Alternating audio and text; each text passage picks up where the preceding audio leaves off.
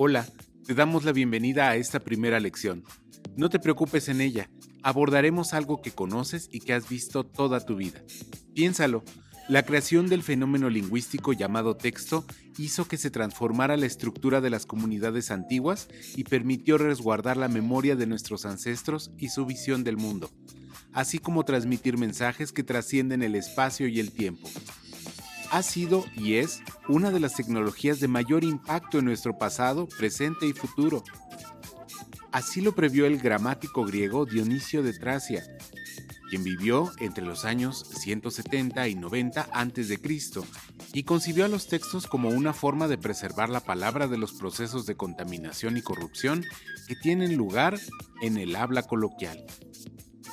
Los textos pueden ser brevísimos y a su vez tener una profundidad atemporal, como nos lo muestra la inscripción en piedra ante la entrada del oráculo de Delfos, Gnoti Sethon, que significa «Conócete a ti mismo». Tal vez haciendo alusión a que es en vano querer preguntar a los dioses sobre nuestro destino si nosotros no sabemos quiénes somos. Una reflexión que ha sido válida en cualquier época y para cualquier generación, plasmada en tan solo 2 palabras. Piénsalo. El texto es un pensamiento vivo y a la vez huella de tinta negra y roja. El significado etimológico de texto nos anuncia el espíritu del mismo, tejer palabras. Aquí es importante que reflexionemos sobre lo que se pretende tejer.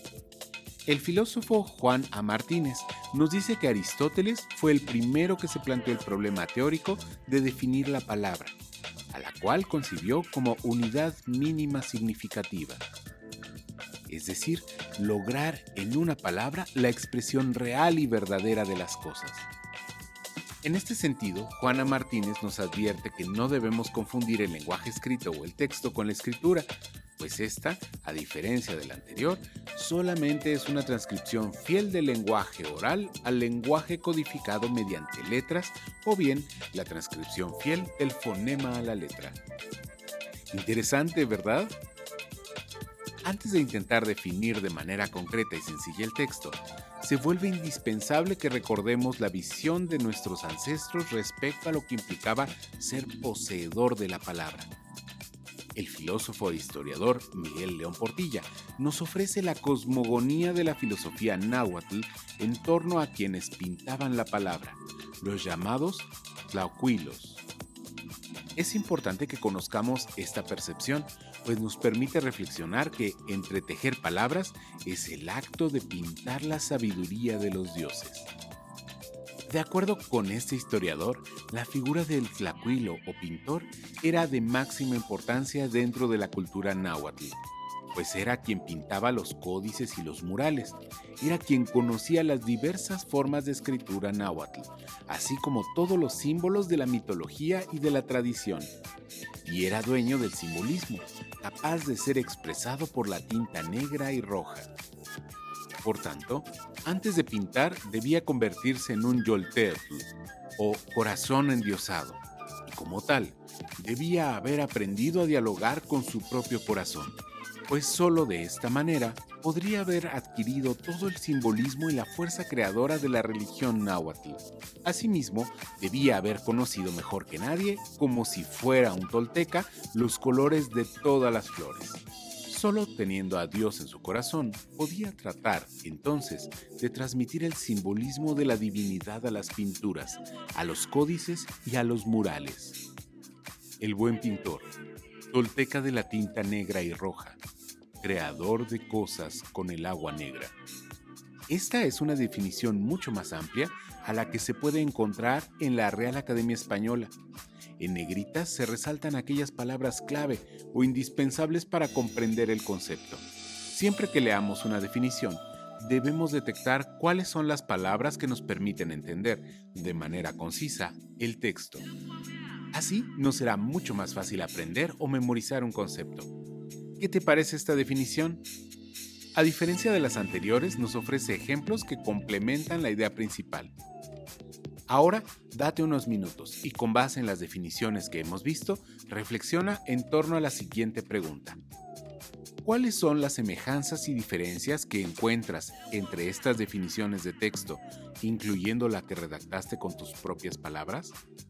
Definir un concepto es básico para que tengamos claro qué es, en esencia, nuestro objeto de estudio. Sin embargo, identificar las características y las propiedades de ese objeto nos permite ampliar nuestro conocimiento sobre el mismo. El investigador Francisco de la Torre establece que existen 3 propiedades básicas de los textos y que estas son la adecuación, la coherencia y la cohesión. Conozcamos más a fondo cada una de ellas. Es muy fácil perder la credibilidad de nuestro texto. Sea literario, científico, periodístico o de otra índole, el contexto es muy importante. Si olvidamos el universo que rodea nuestra idea, podemos incluir elementos poco comprensibles o que generen dudas. Recordemos una de las máximas de Aristóteles: es preferible lo imposible verosímil que lo posible inverosímil.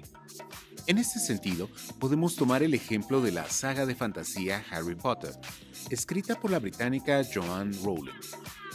Aunque podemos decir que su propuesta es imposible conforme a lo establecido por nuestras leyes científicas, su historia es totalmente creíble, ya que el universo que recrea es adecuado. Para hacer verosímil un texto, es necesario que éste sea adecuado. Sin lugar a dudas, la selección de las palabras correctas se vuelve indispensable. Del primer texto podemos decir que el símil, como cuando a un bebé se le arropa demasiado, no es apropiado para expresar una problemática medioambiental, ya que no aclara el tema ni permite crear una referencia asertiva del mismo. Del segundo texto podemos decir que pierde toda credibilidad por no estar apegado a la verdad, requisito indispensable de la adecuación. Si bien es muy sencillo el concepto, vale la pena recordar el significado de la semántica. El escritor Calderón nos indica que semántica significa cómo se forman las palabras y qué modificaciones sufren para poder expresar una idea. Es decir, la semántica indica los accidentes gramaticales como género, número, tiempo y modo. También establece los diferentes tipos de palabras, es decir, sustantivos, adjetivos, artículos, pronombres, verbos, adverbios, preposiciones y conjunciones. Recordemos lo que significa la sintaxis y la ortografía. De acuerdo con el escritor Calderón, la sintaxis es la manera de ordenar, coordinar y subordinar las palabras, la relación que guardan dentro de una oración y la manera de establecer la función que cada palabra desempeña dentro del sujeto y del predicado. Por otro lado, la ortografía es la parte de la gramática que establece las normas que regulan la escritura de la lengua, esto es, los signos de acentuación, de puntuación y auxiliares. Es muy fácil que la coherencia se pierda si el género, el número, el tiempo o el modo de las palabras no es correcto. Por ejemplo, en la primera línea está la palabra fantástico, en singular, debiendo estar en plural, ya que es el adjetivo del sustantivo relatos, y este se encuentra en plural. En el tercer renglón, la palabra fascinación está escrita de forma incorrecta, pues lleva SC y carece del correspondiente acento gráfico. Al final del primer párrafo y al inicio del segundo, las palabras insólitos e innominables tampoco están bien escritas, pues insólitos se escribe con S y no con Z y se acentúa en la primera O, mientras que innominables se escribe con doble N. Escribir un texto con este tipo de incoherencias genera grandes problemas a quien lo lee, pues se puede distraer con facilidad por estar descifrándolo, o bien se puede quedar con dudas sobre cómo pronunciar las palabras. Para que un texto esté cohesionado, es decir, que cada palabra se adhiera de forma correcta con la palabra que le antecede y la palabra que le sigue, y se conforme un significado claro, se requiere del uso adecuado de los sustantivos, adjetivos, artículos, etc. ¿Qué otros errores encuentras en el texto que aquí se presenta? Hagamos una ligera pausa. Si bien este fragmento del cuento gótico de Robert Bloch está perfectamente escrito, es decir, es adecuado, coherente y además tiene cohesión, presenta un problema: palabras desconocidas. Cabe resaltar que estas palabras no representan un problema dentro del texto, pues están bien escritas, pero sí representan un problema para quienes las desconocemos, ya que no podemos comprender el tema por completo. Respiremos hondo. Siempre encontramos palabras que nunca antes habíamos leído, como subyugado o innominables. ¿Qué obstáculo puede implicar una palabra desconocida en nuestra lectura silenciosa? Que perdamos la atención porque no sabemos a qué se refiere o no logramos imaginar en su totalidad lo que el autor intenta describir. Y en nuestra lectura en voz alta, probablemente que tartamudeemos o nos trabemos intentando pronunciar dicha palabra, lo que a su vez nos puede generar nerviosismo o inseguridad. No te preocupes, es totalmente normal desconocer algunas palabras. Por ello, lo importante es que al detectarlas, hagamos una pausa y las busquemos en el diccionario. Veamos cuál de sus variados significados aplica para el contexto en el que se encuentran y analicemos si cambian o no nuestra percepción de la lectura. ¿Qué te parece si lo intentamos? Mira, subyugado significa dominar poderosa o violentamente. Innominable, que no se debe o no se puede nombrar. Y grotesco, grosero, de mal gusto o ridículo. Ahora que conocemos el significado de estas palabras, leamos el fragmento de este fantástico cuento.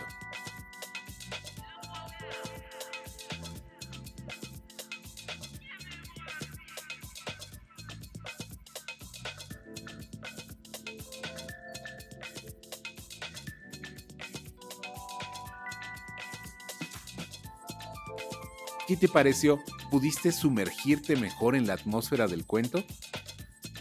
Debemos recordar que leer es la más grande oportunidad que tenemos para conocer palabras que definen infinidad de eventos y emociones, así como las situaciones que nos rodean y transforman. Si te pidiera que mencionaras cuáles son los elementos básicos externos de un texto, probablemente se te vendrían a la mente uno o dos conceptos.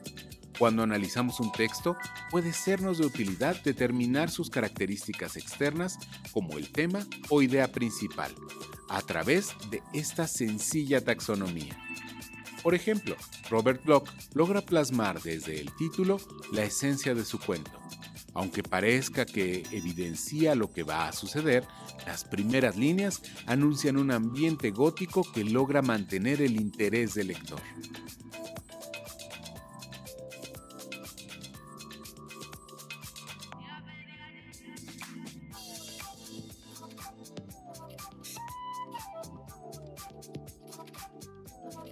Esta fue una producción del Espacio de Formación Multimodal EGUAEM.